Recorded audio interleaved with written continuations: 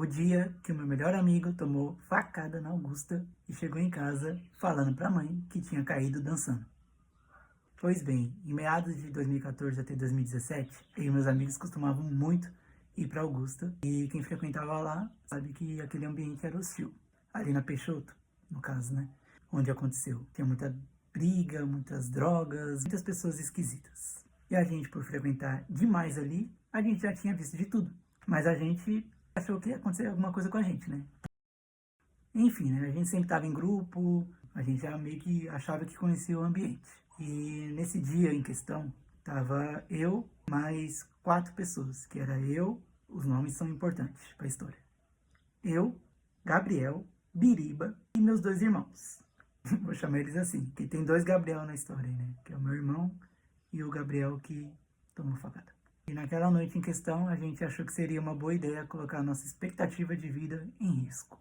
Enfim, a gente estava na Peixoto, era por volta de 2 a 3 horas da manhã, até que apareceu um cara de canto e pediu pro Biriba o celular dele para fazer uma ligação para a mãe dele, porque segundo esse cara ele tinha sido assaltado e precisava fazer uma ligação para a mãe dele. Biriba, inocente, foi lá e emprestou. Até aí tudo bem, o cara pegou o celular, pipipi, pipipi, pipipi. Nisso o cara terminou de fazer a ligação e guardou o celular no bolso. Isso é o Biriba contando, né? Nessa hora eu tava ali, mas não tava vendo, enfim. Colocou no bolso. E nisso o Biriba, sem entender nada, pô, meu celular. E o cara simplesmente, tipo, que celular? Nisso o Biriba, sem entender nada, foi pressionar o cara, né, pra devolver o celular. E aí acabou gerando uma briga. Batendo o Biriba batendo o cara. E quando a gente se deu conta, o Biriba tava com a testa sangrando. Daí o Gabriel, que é o mais esquentado do grupo, foi lá pra cima do cara. Começou a nocautear o cara. E aí os dois saíram no tapa. E nisso os dois foi parar no chão.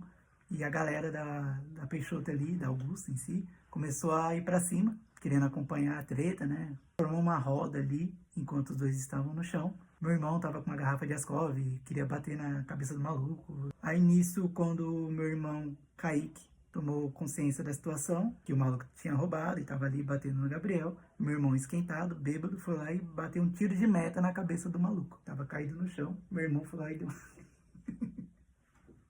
uma bicuda na cabeça do maluco. E aí o povo falando que não podia, que não sei o quê, nananana. Aí resolveram separar. Puxaram o Gabriel de cima do maluco. Quando a gente tirou, a gente viu o Gabriel todo ensanguentado. Todo ensanguentado. Parecia a Carrie a estranha. E não é nem brincadeira. Tipo, o rosto dele, a blusa, que inclusive era uma blusa minha, filha da puta. Daí a gente meio que se deu conta da situação. Eu tava muito alterado. Eu tava bebendo a noite toda ali, meus irmãos também. O Gabriel também, o Biriba também. E aí eu lembro que todo mundo começou a tirar a blusa. As pessoas que a gente nunca tinha visto na vida começou a tirar a blusa e colocar na cabeça do Gabriel para estancar o sangue. E a gente começou a tentar ligar pra ambulância, pra polícia, pra caralho que fosse. E a gente sabia que ia demorar. Nisso a gente deixou o Gabriel com o meu outro irmão que se chamava Gabriel e falamos, vamos ali no hospital, que era lá na frente. Falaram, avisaram pra gente que era ali na frente e a gente foi, que era o Hospital 4 de Julho, algo assim.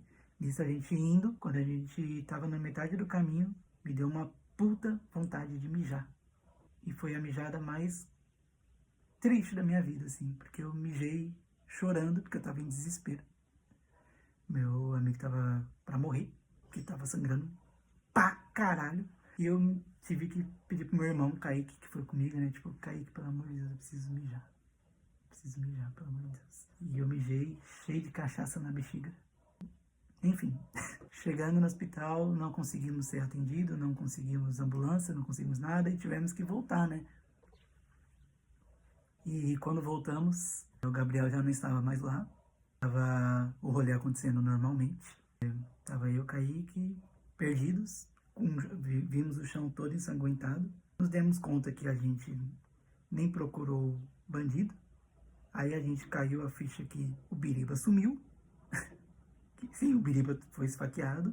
E depois ele sumiu no meio da multidão.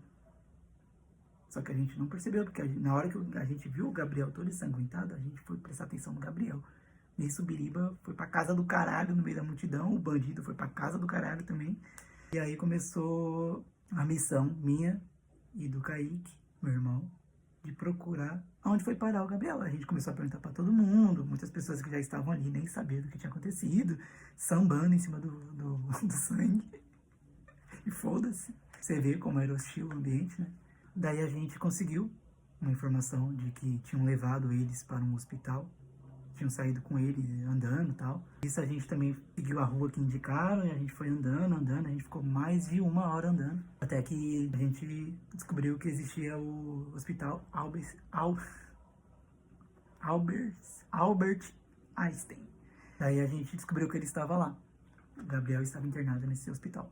E por a gente ser de maior já na época, né, acabamos que conseguimos entrar. Eu fui até a sala que ele estava desmaiado lá, cheio de faixa na cabeça, ponto, estado bem grave mesmo. Lembro que ele gritava de dor, assim. Enfim, aí a opção que eu tinha era chamar a família dele, né, eles precisavam saber. Eu era o único que tinha contato, assim. E eu consegui ligar para minha mãe. Veio, depois de um tempo, a minha mãe e meu padrasto de carro. Isso era por volta de 5 horas da manhã, uns 1 hora e meia depois do ocorrido. Lembrando que o Gabriel ficou uns 40 minutos sangrando, sem atendimento, né? Enfim, descobrimos que ele ia ficar internado ali por uns 3 a 4 dias. Mas aí que tá o pulo do gato. E o Biriba? A gente não teve nenhuma informação do Biriba. A gente chegou a voltar na Peixoto, no local do acidente, já tava os gari ali limpando tudo. Já tinha acabado o rolê, era 6 e pouco da manhã. E a gente não conseguiu achar o Biriba e a única opção que a gente teve foi de voltar para casa e ir até a casa dele. A gente meio que morava ali tudo na mesma região, que era a região do ABC, ali em São Bernardo, em São Paulo. Então a gente estava na Augusta e fomos até São Bernardo, na casa do Biriba, para tentar avisar a mãe dele, para tentar fazer alguma coisa, né, para descobrir onde estava o Biriba. E chegando lá, um negócio muito engraçado, assim, a gente chegou com o carro, tava eu, minha mãe, meu padrasto, meus 2 irmãos. A gente chegou assim com o carro, abaixamos o vidro, aí sai uma senhora do portão da casa do Biriba, que no caso era a mãe dele, e ela sai com um balde cheio de água e todo ensanguentado. Um balde cheio de sangue e água. Como se ela tivesse acabado de limpar um chão com sangue. Limpado uma chacina. A gente ficou meio assim, né? Tipo, será que a gente já chega falando o que aconteceu? Ou pergunta se o Biriba tá lá e a gente precisava saber onde estava o Biriba. A gente não queria assustar a mãe dele, né? Aí a gente, dentro do carro, acabou chegando na conclusão que a gente tinha que perguntar do Biriba, né? A gente perguntou pra mãe dele. Ah, o Biriba tá em casa, a gente tinha ido um rolê com ele, a gente queria saber se ele tá aqui, porque ele saiu. Enfim, a gente foi tentando contornar a situação. Aí ela me solta que sim, ele estava lá, que ele tinha chegado em casa, foi deitar, que ele disse a ela que ele estava dançando e caiu.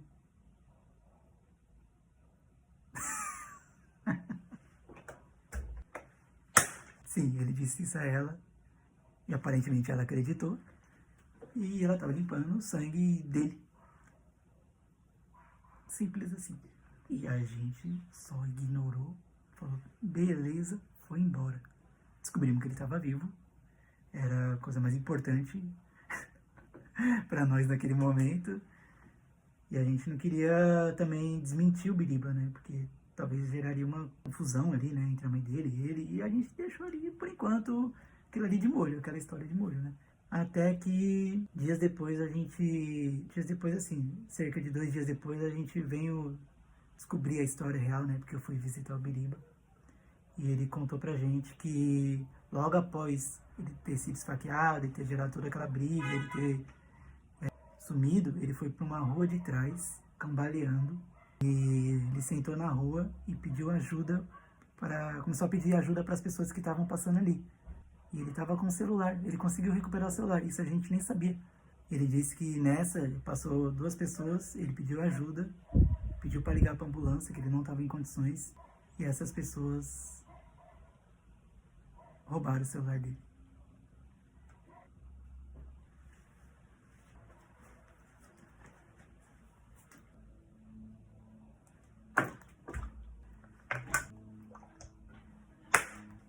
Esse é o plot twist da história. Mas, contornando assim, o que aconteceu de fato com ele depois, né? Pra ele ter chegado em casa. Ele disse que depois disso passou uma polícia que viu a situação dele. Ele pediu ajuda novamente. Pegaram ele e levaram para um hospital mais próximo, um hospital comum ali da região. Não era um Albert Einstein. E nisso deram ponto nele, enfaixaram a cabeça dele e mandaram ele para casa. Simplesmente mandaram ele para casa com uma facada aqui na testa e uma facada na nuca. O moleque tomou uma facada na nuca, deram ponto nele, enfaixaram a cabeça, colocaram ele para fora. Ele foi de metrô até São Bernardo, chegou em casa e foi dormir. Tomou uma facada na nuca, foi pro hospital, depois pegou o metrô e foi para casa dormir. E a gente preocupadaço. A noite toda. E outro plot twist também é que o Gabriel, acho que até hoje, ele tá devendo 12 mil reais pro Albert Einstein. Porque tudo que fizeram ali pra salvar a vida dele custou 12 mil reais. Ou seja, uma facada que custou 12 mil reais. Por conta de um celular que foi recuperado e depois foi roubado e custou 12 mil reais. Ou seja, é uma das histórias mais loucas da minha vida.